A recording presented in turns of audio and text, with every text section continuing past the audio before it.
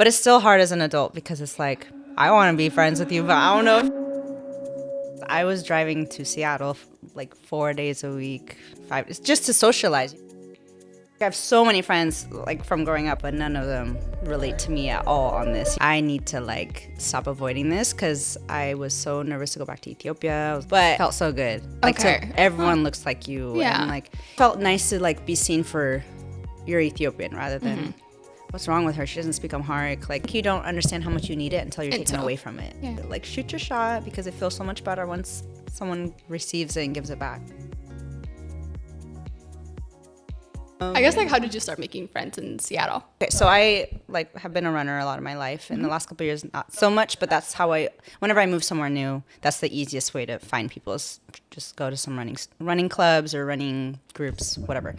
So I started doing that, and then, but it was really hard because I was driving to Seattle like 4 days a week, 5, just to socialize. When I first moved back from Arizona, we were living in Puyallup, so that was like over an hour. Wow. Like, It's 4 times a week? yeah, because I was like, that's where everything's happening. Yeah, you know? that's true. And then we moved to Kent, and it's a little bit less, it's like 30 minutes away. But I still like, I couldn't keep that up anymore. Once I started like working and I was like doing, after school programs and stuff, like I was just like, I can't. But I don't know. I just like, kind of like what you said, started going to things by myself or joined a gym that is like group type classes, and I really like that. But it's still hard as an adult because it's like, I want to be friends with you, but I don't know if you're like looking for that. And for people who are from here, I'm always like, well, they already have their own friend group, so yeah, so it I don't makes know. it harder. Yeah, so, but for like,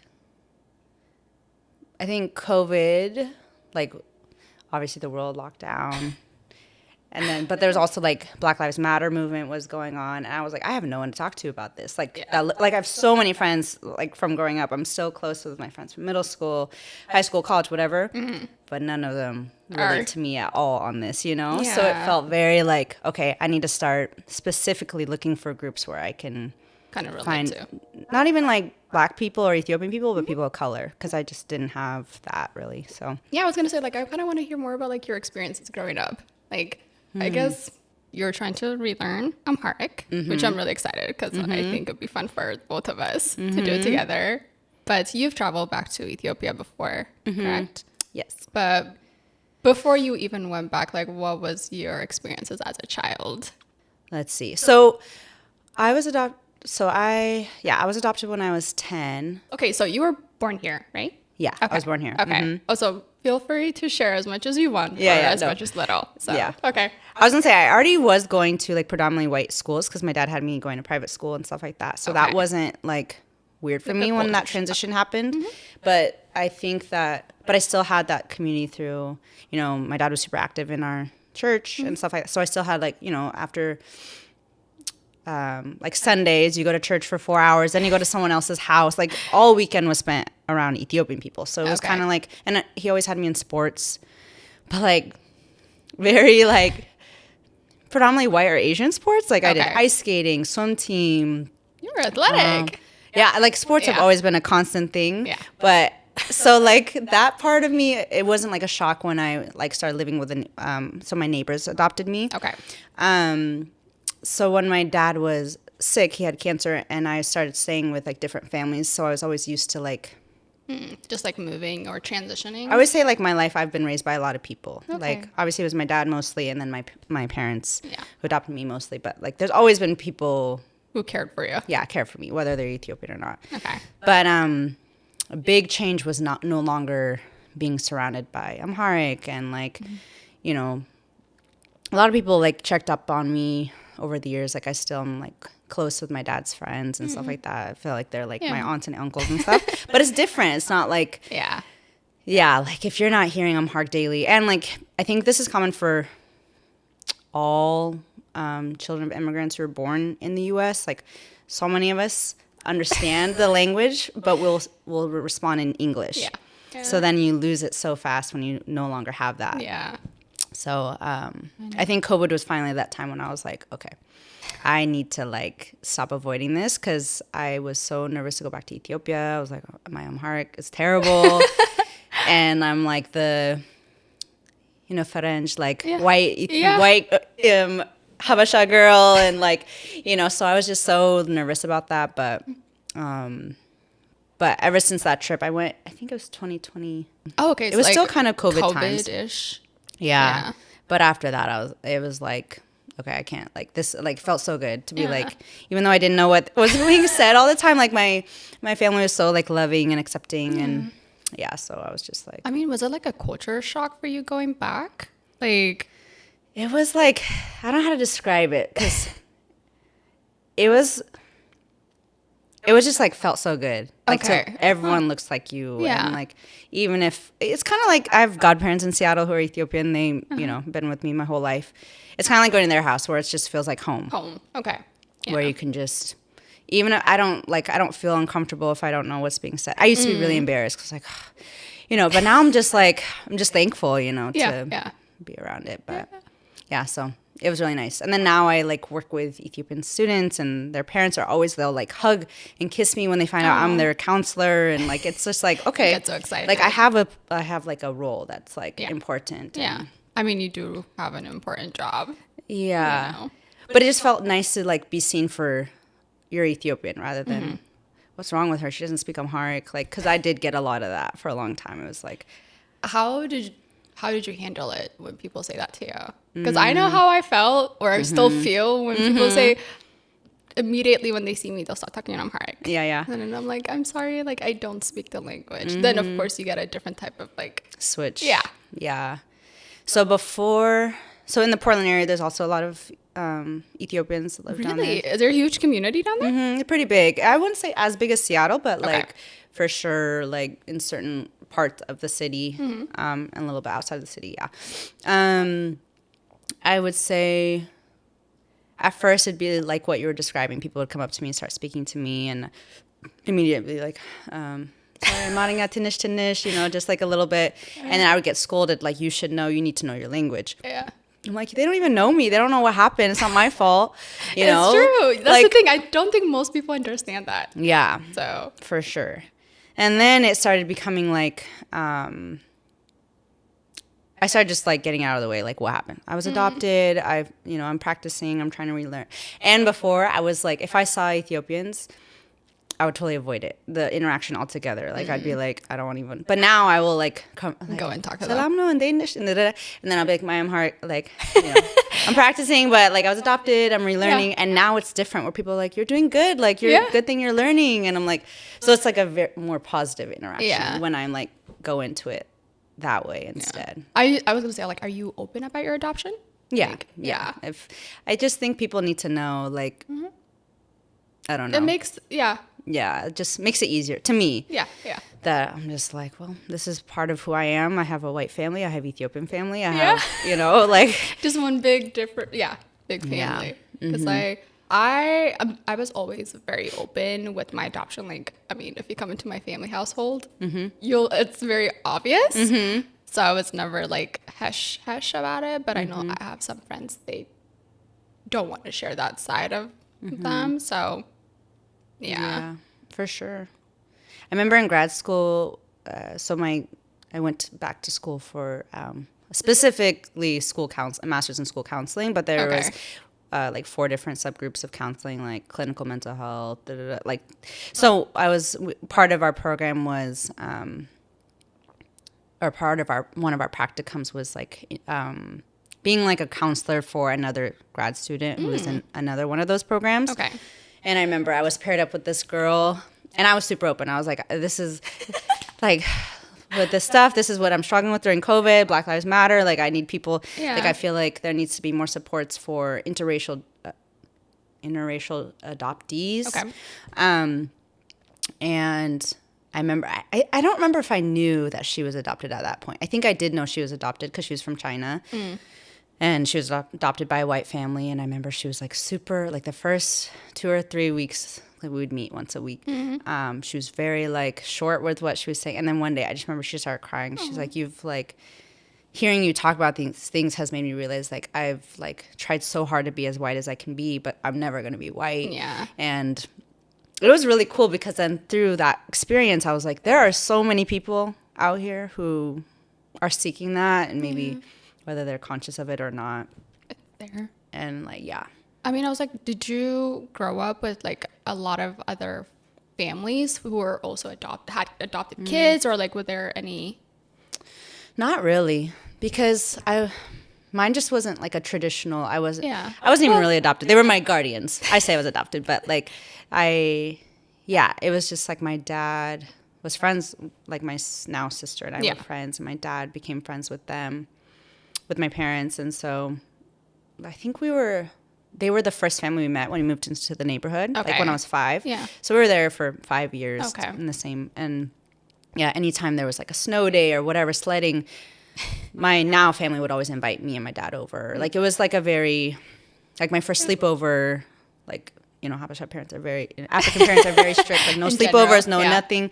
And so I think that there was something about them through like his last year when he started getting sick, like staying with them. And so he was the one who asked them, would you take them and treat them just like your kids? Which they did. Yeah. But I don't look like their kids. Yeah. So there was some things I think like they wouldn't have known to like, I don't know. Yeah. Yeah. They're figuring it out as they're going as well. Yeah. And I was given amazing opportunities. Like, so it's just like, as an adult, I'm like, okay, now like I think people who think about adopting or like caring for kids who don't look, whether it's foster parents or whatever, like you got to think about, what do you need to do to make sure that they're also continue to be surrounded by people like them. That.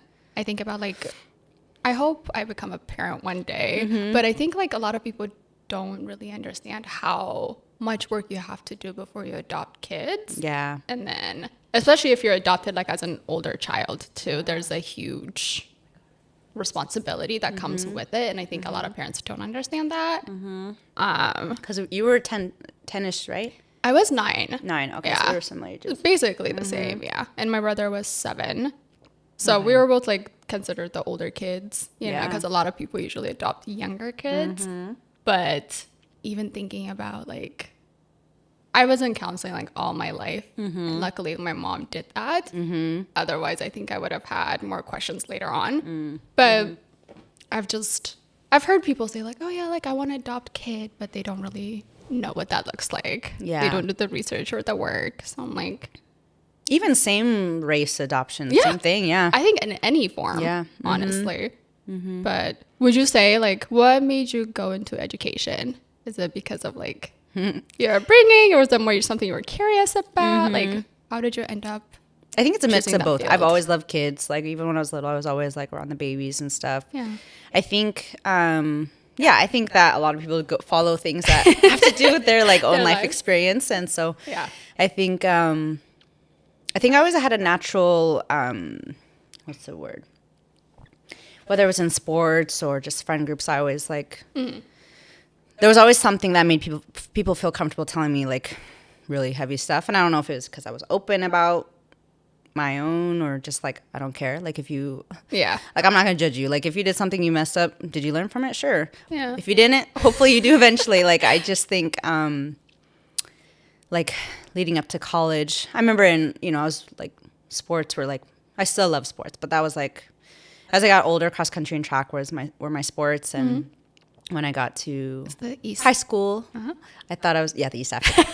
I thought I was going to go like be a physical therapist because I want to work around athletes, which I know if I were to choose another route, I would love to work with athletes. But in college, I did this program. It's called Compass to Campus, where you get to work at like a school and like a few hours a week and help tutor and stuff. Because I thought I wanted to be a teacher.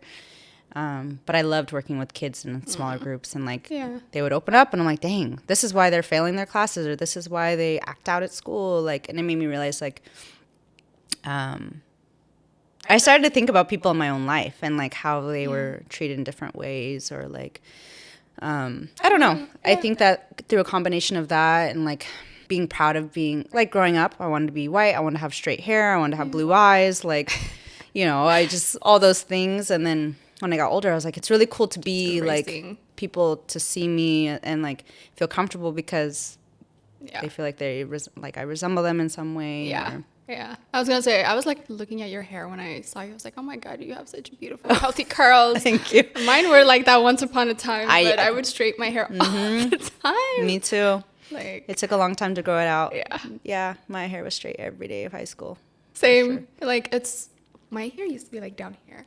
And then, of course, my mom, like, unfortunately, like, bless her soul, but she didn't know how to do curly hair. Yeah. Because, like, all of my other siblings had softer curls or if not straight hair. Yeah. So she's like, hard. oh, it's fine. If you want to straighten your hair, I guess you can. And then it just kept going. And I had such horrible heat damage. Yeah, it's bad. It's so bad. It's bad. Well, they'll grow back. I promise. They I will. hope so. In time. It's been years, but Yeah, I don't remember when mine felt like it was fully curly again because I look back at pictures of like senior year, so I was like 18 and my hair was just stringy, like the root was kind of curly, and then like I was like, oh my gosh, like I might as well straighten it again. But in college, I think I stopped because I was like, I don't have time for that. But yeah, and I think I went to like, I don't know if Central was similar, but Western, like going to college in Bellingham, it's so like scrubby. You don't get it's dressed hippier. up. Yeah, you don't like get ready and to go out. You just go out as is. So I think that's where it kind of stopped. Wait, what year did you graduate? 2017 from college. From college, okay, never mind then. Because I was gonna say I was debating between Western, Central, and of course UW, but Western felt like it was forever away. Yeah, but the campus is beautiful. it is really pretty. I will say that.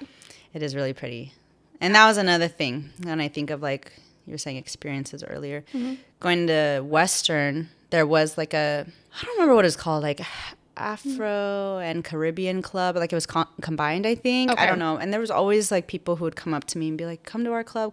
But at that point I wasn't ready for that. I was like still very much trying to fit in, whatever that means, not be different, even though I was like, looking back now I'm like, what, like you're so different. Like I love my friends, I'm still close to them, but like I look nothing like them. So now I look back and I'm like, just like, I wish I wouldn't have, like, I think I would have sped up this process, but I mean, you think it's so here though? now. I don't think it, like, similar to you, like, even when people ask me, like, I would never say I'm Ethiopian.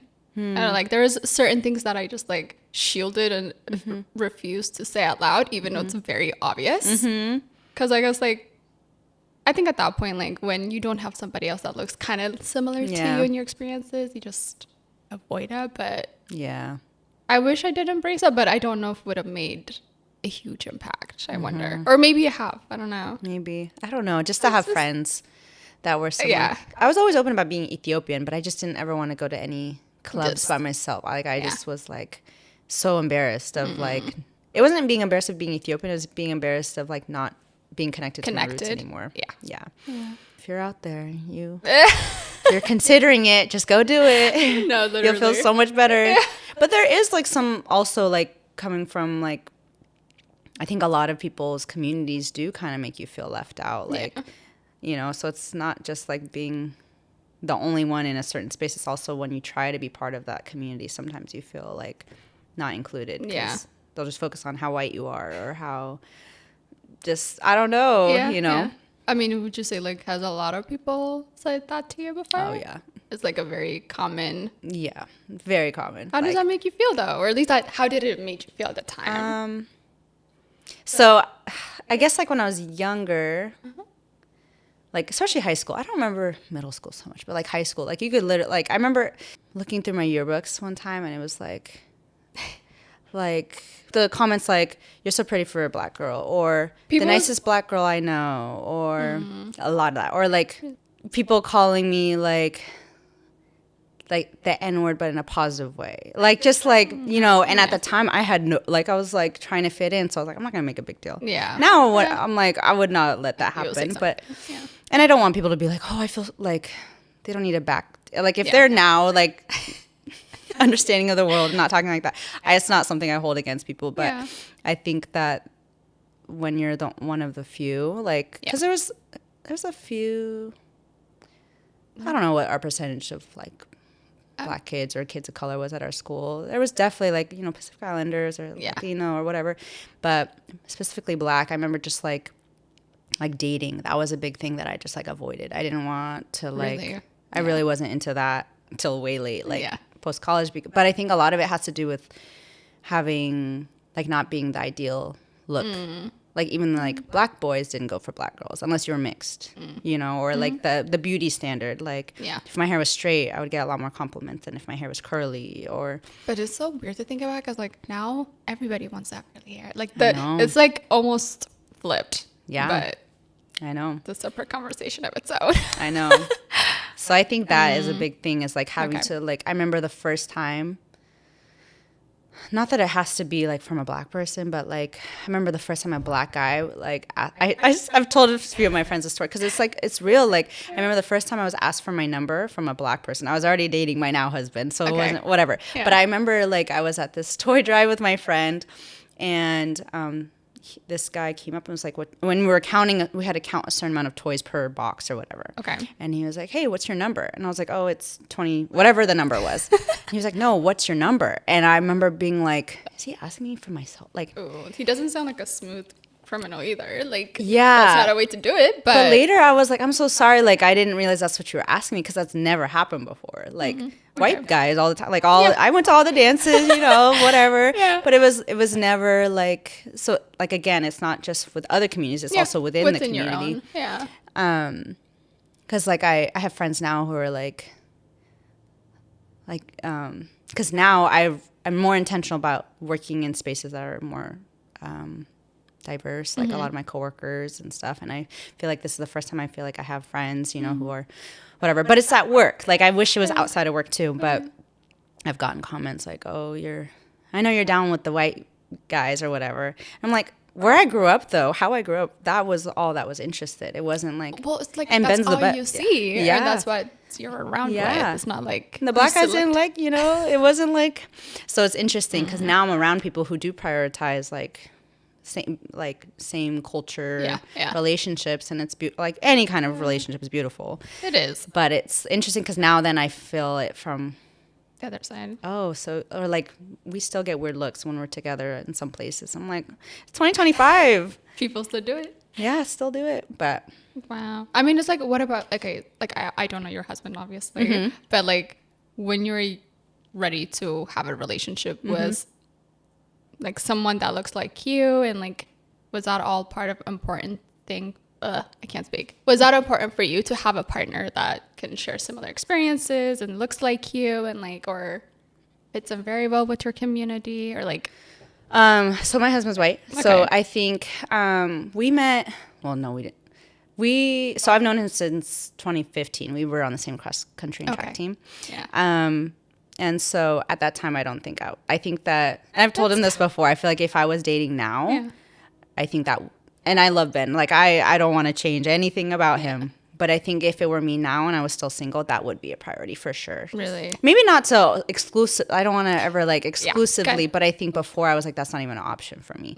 It's not even about the dating thing. Like, it's the fact that like my family's white, my husband's white, his family's white, everyone around me is white, and I still can't get closer to, like, I still feel like I have to work in overtime to try to connect to like people who look like me. Yeah. So it's more of like it's not about who I want to love. It's like like wanting to feel part of that thing I'm longing for, if that makes sense. No, that definitely makes sense. Because I think sometimes when people focus only on that, it becomes very much more of a closed-minded. Yeah. And I think that's when it gets dangerous. I think sometimes you can't choose who you fall in love with. I love when people are open, and it is okay to have certain wants and desires and like wanting to belong somewhere, but you shouldn't also completely shut out different side. For sure. You know? For sure. It's a weird balance. I think it all comes down to like your morals and what you want. Like when I first started living with my family, I remember a question coming up of like, do you want to change your last name? And I was like, no, I'm keeping who I am. And then the same thing happened when Ben and I were deciding on like, should we change our name? I've always been very like, I like my name. I'm not changing my name. Yeah. If you want to change your name, we can both hyphenate. Okay.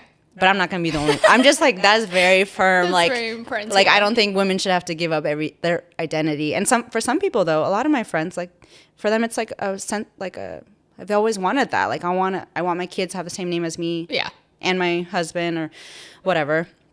But for me, I'm like, why can't we hyphenate for their name? I know it's annoying, it's long. But why do I have to But lose my yeah, like I hear I'm ya. the only one left, you know? Yeah. So Yeah. I think it's That's very important to you. yeah, he's always been very like, okay, I get it. And so it's just like, yeah, I think that I've even shared stuff like that with some of my male friends, and they're like, oh, I would never let my wife do that. I was like, Oh. then that would be a huge turnoff for me to like To have pursue someone you. like that. Yeah. Yeah. You need to have someone who rolls with you, lets you have the independence that you desire. They have the independence that they desire. Yeah. And then come together.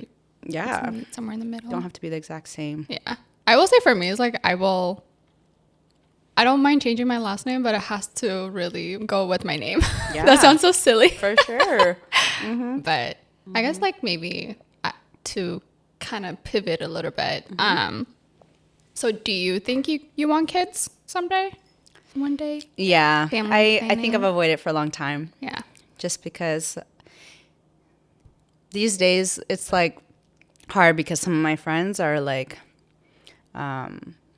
maybe married longer than me and have kids. Some friends are like super single. Some friends are in super long relationships and not married yet. Some have babies and are not married, you know. So everyone's kind of doing their own thing, which is cool. Yeah. And I always like, I think we have to be careful because with the, like, I feel like we're a pretty independent generation of women, right? Like we're prioritizing ourselves, our jobs, whatever.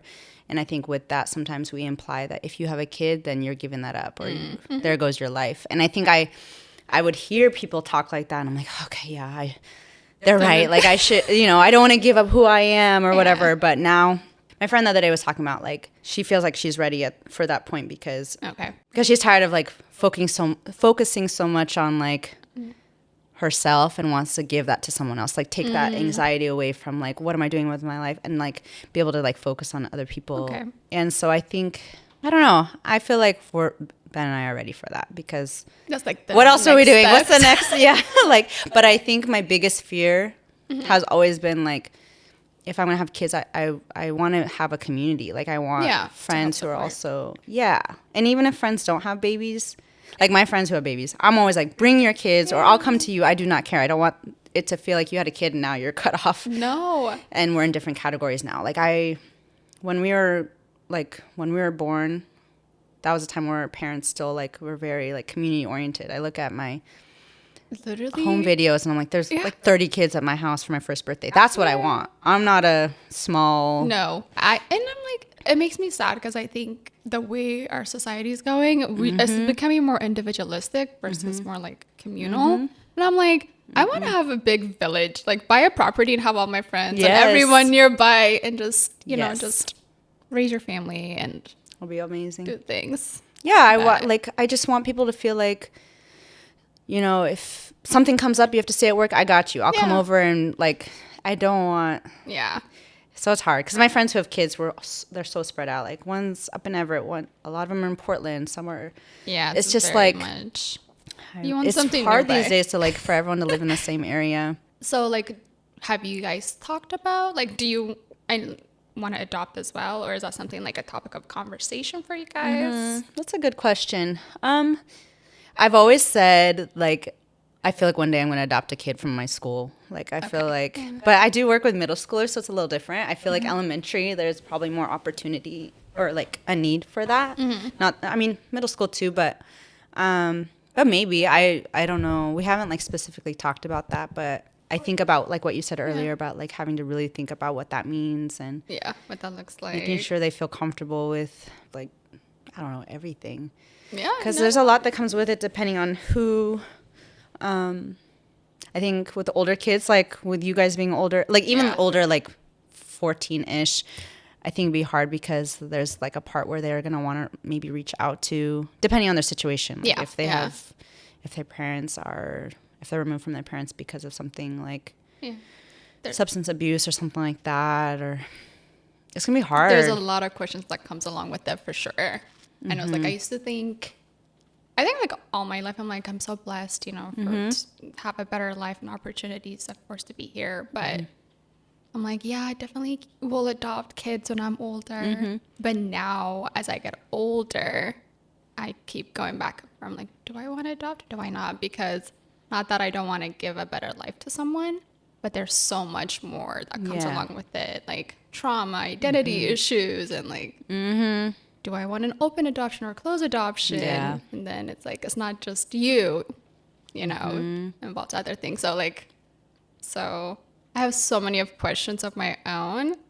I can't imagine as a parent watching my kid kind of go through the same thing. So I don't know. I keep... Yeah.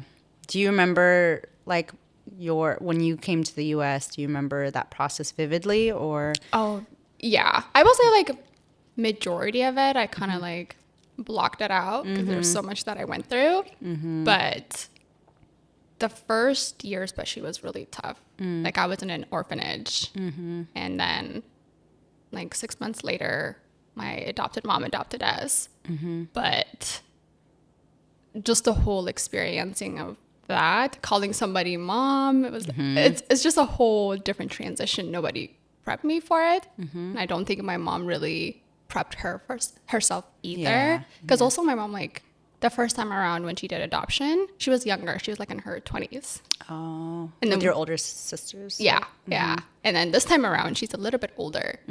So different stages of life, you know? So, and she was a single parent. There's a lot that came with it, and she was doing her best. But as a child too, I'm still like mourning my mom back at home, and then trying to fit into this world, and also like gain my own independence, like, and take care of my little brother. There's just so much.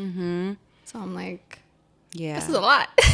Do they do open or closed when it's cross country? Like, are you able to? Yes. So my mom decided she wanted to do an open adoption, but I think she made that decision after I came because she saw like how close. So my birth mom and my adopted mom actually got to meet each other Oh, before I left. Oh, wow. So like I was placed in the orphanage at 8.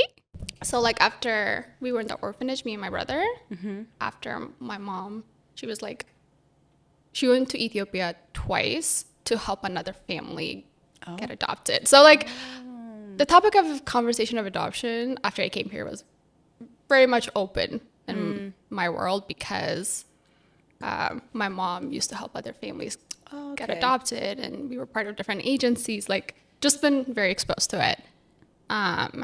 So after she came to Ethiopia to meet us, to say goodbye, both of my moms met, and then the next day I flew here, and I didn't even know that was happening. It was just, everything was just a very quick and fast process. So, but I think she saw how hard it was for me to say goodbye and how hard it was for her. And my mom also brought my older sister, her own daughter. So she's like, I don't think I could not do an open adoption because it would be so hard To give up. Yeah. Yeah. So I think for that reason, it was really nice. So yeah, I forgot what was your original question, but I'm like ranting. Like, are you connected to family back home or not? Not as much anymore, no. Okay. So like my mom's still there. We used to call in Ethiopia a lot. And then as I got a little bit older and the long time I was in Wenatchee, forgot to speak the language. So like I can't really talk to her on the phone. Yeah. So we would just write letters, and time went on, of course. And my mom remarried years later and had family, and we lost contact. And then she found me on social media one day. But also, the older I get, the more I understand how life is here and how life is there. Yeah. But sometimes, like, she was not able to understand the cultural differences Yeah. either. So, like, wanting to explain things became a little bit more difficult. It still is, honestly. So, long story short, like, the relationship kind of changed in that realm. But she is the only family that I know. Yeah. You know, I think like for a long time I haven't went back either because like I remember what my life was like back at home, and I want to be in the space where I'm able to give as much as I can. Yeah. And I was not to that point yet. So I just can't show up and watch them struggle and not do anything about it, you know? That would just destroy me. Yeah. So I had and that was in the countryside, right? Where you grew up. Okay. Yeah. And so, yeah, and emotionally I was not ready. And my little brother also was not ready. So if I go back, I wanted to make sure he was ready too. So I'm not just doing this process alone, and he's not alone either. I'm ready now. So that's one of the reasons why I think I kind of want to go back a little bit. Yeah, so. for sure. And I've heard like so many things have changed. So it's all. I bet. like, I bet. Yeah. So all communication still goes through letters. And then, to be honest, I love it more that way too, because I love having that sentimental way of like keeping connected, especially in today's age. Yeah, for sure. So there was like a lot of drama after my dad passed that I think got in the way, like with yeah, I had only one other relative in the States, and she had like done a lot to like was like so close to her as my aunt, and then she did a lot that destroyed a lot of trust with like a lot of people, and I no longer could see her anymore. And so that was my only. Well, my godparents have a lot of stories and stuff too, but she's my only connection to my dad's side of the family in Ethiopia. But now I don't know what I can talk to her about. And I think another hard part about, I think this is a common thing for a lot of people who are the only ones in the U.S. from other countries, no matter where you're from, is like kind of what you're talking about, like that, or maybe what you're hinting at is like being that financial, or like we have so much here compared to what people have, and no matter how much we're going through it here, like we still have a lot more. A lot more. But I think also it's like, I think at least people, and like back at home, if not like different countries, like similar to that, like I don't think people understand the concept of what life is here. Like even though we have a lot, it's still very expensive and hard, right? So I don't think they understand that, which is not to their fault, but I think it's like wanting to help, but sometimes there is a limitation to how much you could help someone too. But that's not really being processed. Yeah, and wanting to be sponsored to come over here. Yeah. It's very different. Like if my parents were still alive, like 100%, because I'd be connected. I'd have like ways to. But if it's just me, like my husband, like he likes to help people too, but it's so different. We're not from the same cultures. You can't just. Yeah, it's not the same. It's very. It's tough. Yeah, so it's really hard because it's like I want to help and I don't want to be seen as this whatever. I don't. Yeah. You know. Yeah. So I think that's a hard part too. But I hope you guys get to go back to Ethiopia one day. It was like, I remember just crying because I was like, I had built it. I was so nervous for years. Like, and then when I finally saw like my aunt, my cousin picking me up at the airport, it was like, these are the people I've seen on pictures. Like I had seen them when I went with my dad when I was 9. Yeah. But yeah, it was just like crazy. Yeah. I know. I'm so curious. Like, I know a lot has changed and everything, but I think it's like the way when I think about Ethiopia is I'm imagining it how I left it, basically. Yeah. Obviously, that's not the case, right? Yeah. And also, like, when I think about my mom, too, it's like I know she's changed. I've changed for sure, obviously. But I imagine her as how it was. So I think, like, trying to be mentally prepared for that. And, and everyone's going to, like, come visit. I'd be so excited. It's a lot. Yeah. But I know, that's why I'm like, I at least want to be able to conversate. I don't want to just be like, you say something to me, look me at me talking to my translator. And then, like, that's what my mom did when she came and got us. Like, she had a translator with her. So it was like between all three of us. So yeah. Because at that time, did you know any English? No. Okay, yeah. Like, so what was that process like, coming here? It was a culture shock. Also because, like... And snow? I remember the first time, like, I experienced snow. It was actually on our way, because one of my sisters lived in Seattle at the time. Okay. But my mom was like driving up here to visit her, like with us, and I was so confused. I'm like, what the heck? Like, what is that? And then we went outside and played. I'm like, this is so cool. Like, I was just very culture shocked. Yeah. But after our adoption got processed, like a month later is when we started school. So like. So it was like, what, 4th grade or something? Yeah, so I went to 3rd grade for like a month and a half, and then immediately transitioned to 4th grade. But like I was in summer school, so like we were placed into structure right away. Yeah. But still, it's like I'm looking around, like not many people are like me, and luckily, like kids, you know, kids are kids, and I made friends they don't easily. care. But Yeah. I was kind of shy, and I didn't speak their language. I think like the only thing I knew is my ABCs because we learned that in Ethiopia. But Wow. it was just very tough, and it was only me and my brother like would talk to each other because no one, there was not even another Ethiopian family. There was just one person, Mimi, and I would literally just go to my brother's class during class and just hang out with him. Aw. Just is so weird, you know.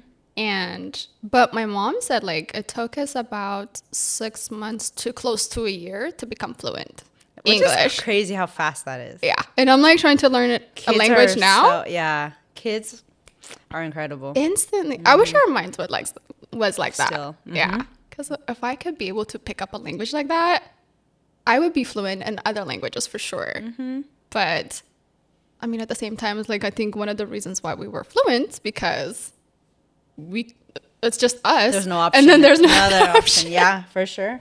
So just, yeah, it's insane. But then we got used to it and adapted, and here we are.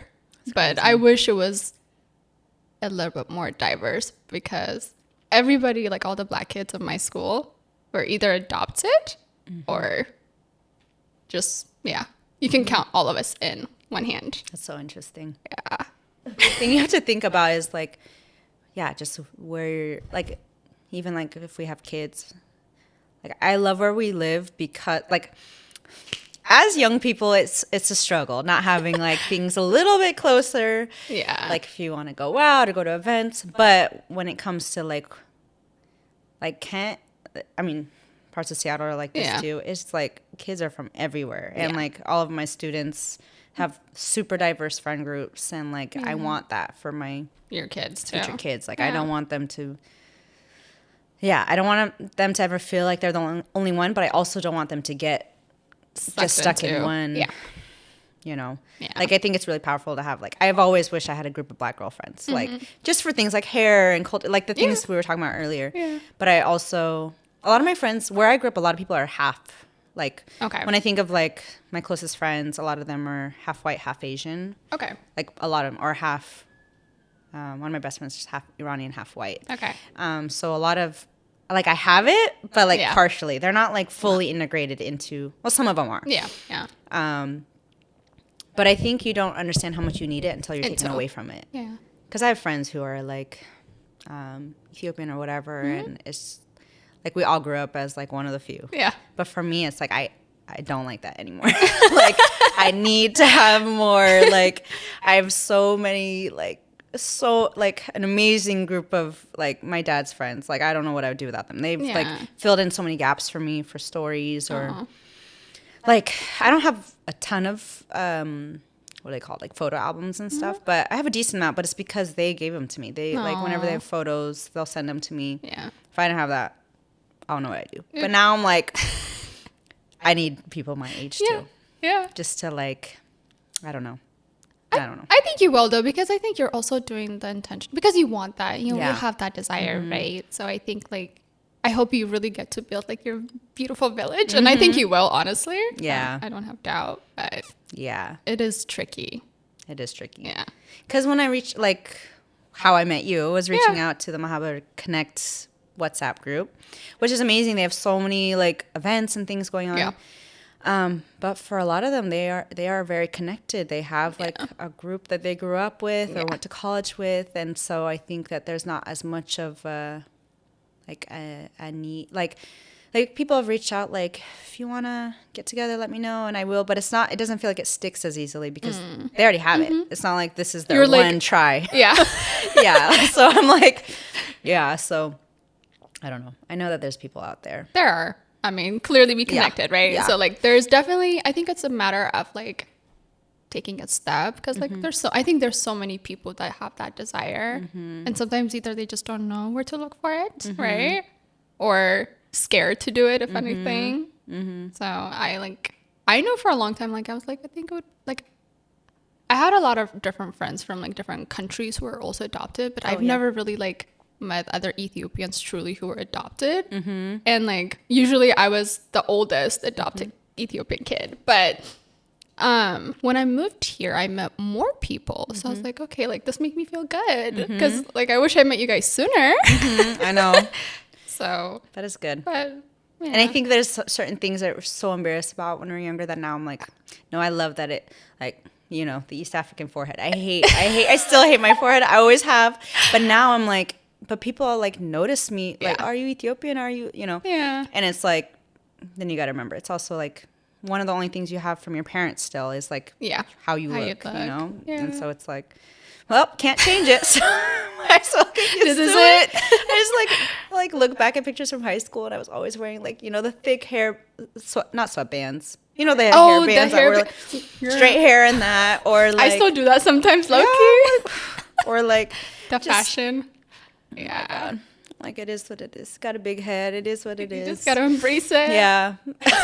And it's interesting because now with my students, that's been coming up a lot. Like I have a lot of Somali or Ethiopian students who are like crying because people are making fun of my forehead and all these names. And I'm like, dang, I wish I would have, like, that's another thing that inspires me to do what I'm doing. Cause like I never had someone at school who was like, girl, you're going to love yourself one day. Yeah. Just, it's okay. Everyone has something there, you know, like I'm always showing them like, if they don't know how to do their hair, I see them straightening their hair too much. I'm like, It's like, oh, stop doing that. You're gonna like regret. And I'll like literally, you know, they like TikTok, so I like have some East African influencers who I've gotten hair videos from to learn how to do, and I show them because that's the way that they can like look it up on their own and connect and like tell their mom like I want, you know. Yeah, I wish we had stuff like that. That would have been very nice. Yeah, so it's very important to like always, no matter how hard it was like growing up, like give back in some way, whether it's like tips or Yeah.